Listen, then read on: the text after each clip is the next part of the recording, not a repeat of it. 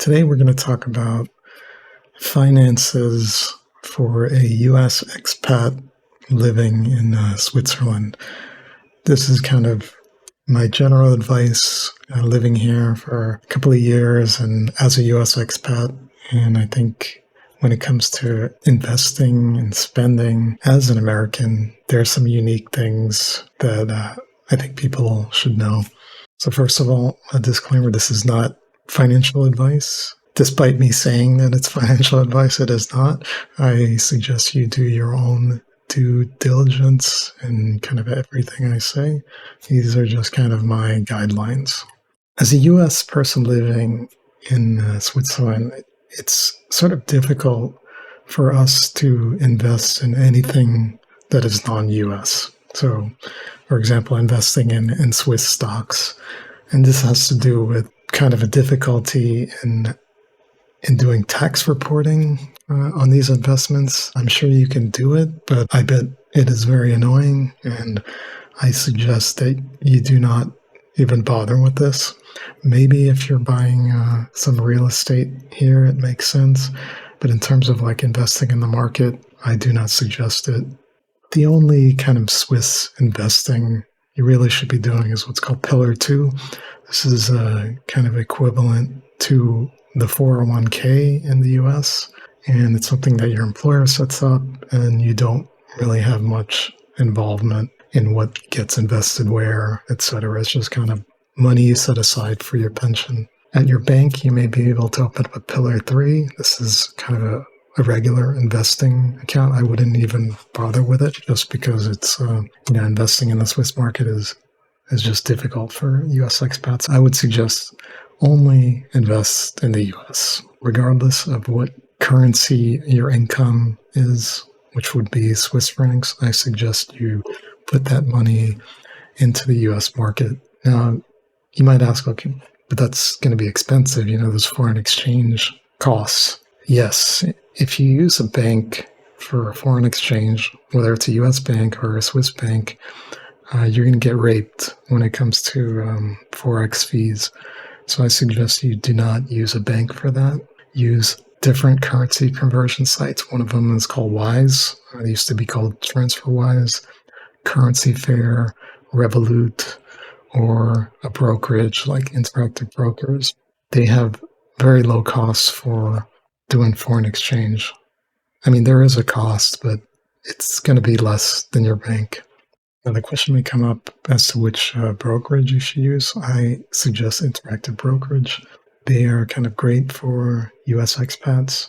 They have very low foreign exchange fees, which makes it easy to convert from US dollars to Swiss francs.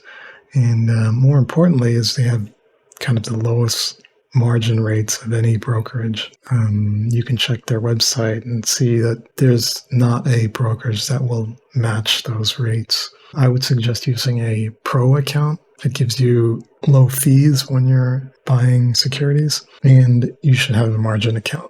And we're going to talk about why in a second. If you're only doing US investing and you have US dollars, I would suggest Charles Schwab. They are great. I've never really used them for Forex, so I can't really recommend them for Forex, but if you're using just US dollars, they're a great brokerage to use. And when it comes to banks in Switzerland, you don't really have much choice. Many banks don't want to open up accounts for US expats just because of the reporting they need to do to the US. Many banks just don't want to deal with it.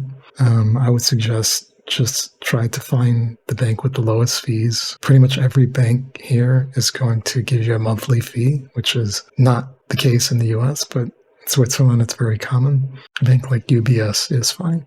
So a lot of people like to just leave large amounts of cash in their bank account. I would argue this is a bad thing because you are generally losing money due to inflation. You can make better use of that money by investing it and just keeping the minimum amount that you need to maybe survive 6 months, whatever kind of makes you feel good. I would keep that amount and not to go overboard in terms of how much cash you're keeping. I would say for US dollar cash, there are a couple of places you can keep this. And one good place is a high yield savings account, because most banks are not going to give you any return for that cash sitting in the account, but the high yield savings accounts will. Most brokerages in the US also won't give you good return on cash. I think generally you should expect the return on your cash to follow the US Fed funds rate. As of now, it's about 5.33%. So keeping that money where it earns you 5% is probably best. Wealthfront is a good place for that. It's offering 5% right now. Another option is, if you have a brokerage, is to instead buy money market funds. A common one is called Schwab SWVXX, and it currently gives 5%. I would say whatever brokerage you're using, look for the equivalent money market fund. Basically, just try to avoid just keeping cash sitting around, because you're losing money by doing that. Now, the question might come up as to what to actually invest in. And I'm not going to give much advice here other than use a simple bogglehead portfolio. If you don't know what that is, click on this link. It's a very simple investing strategy of 3 ETFs, the US market, international market, and US bonds, for example. There are many different paths you can take into investing. I suggest, read some investing books and come to your own strategy. Just don't do something crazy. Now, this probably will be the most controversial part. It's kind of what I recommend, but, take it as you will. There is a strategy called buy, borrow, die. It doesn't sound that great, especially the die part, but if you read about this strategy, you can find many web pages that talk about this. But the general idea is you want to keep your money in the market as long as possible. So time in the market always beats timing the market. So just get your cash in the market and try to keep it there as long as possible. The best scenario is you put your money in the market and you never sell. What happens in this case is your heirs, like your children, they will get these investments when you die, and there will be what's called a cost basis step up. And this means the price of those securities, those investments that you had, they get reset to the price at the time of inheritance. And what this means is your heirs will not have to pay any capital gains tax when they sell. And this is a huge benefit, especially if you have, many, many years of investments. You could have a huge capital gains bill if you were to sell. But then the next question is, if you're putting all your money in the market, how do we actually get money to spend? That's the second part of the strategy, which is borrow.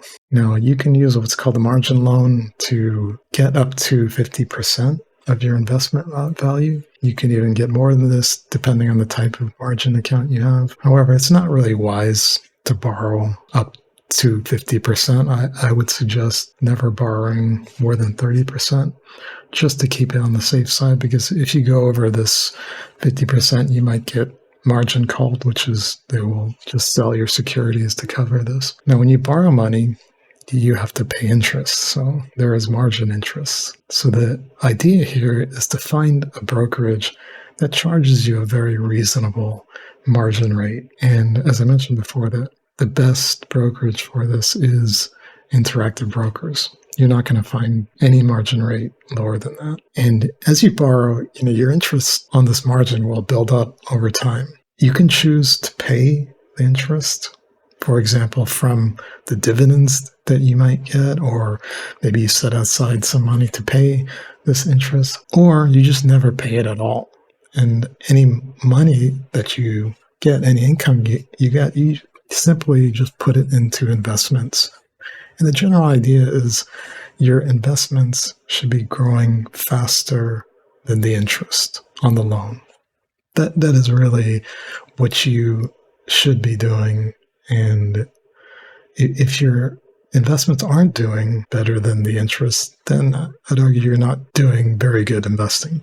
Let's take a closer look at the mechanics of borrowing. So let's say you have a balanced portfolio earning you a 6% yearly return. You could possibly do a lot better than that, but 6% I think is pretty average on your investments. The current Interactive Brokers margin rate on Swiss francs is 2.8%. Now you can already see that there's this difference here. If your investments are earning 6% and you can borrow Swiss francs at 2.8%, then your best choice is really to keep the money invested. In other words, the cost of borrowing is less than the money you are making in the investment. Now, this cash that you borrow should be used for living expenses. Now, margin is usually used for further investing, to use leverage. I don't really recommend that, but if you want to take some risks in your investments, then go ahead. Something to keep in mind is the borrowing rates on different currencies fluctuate, so you should always keep an eye on them.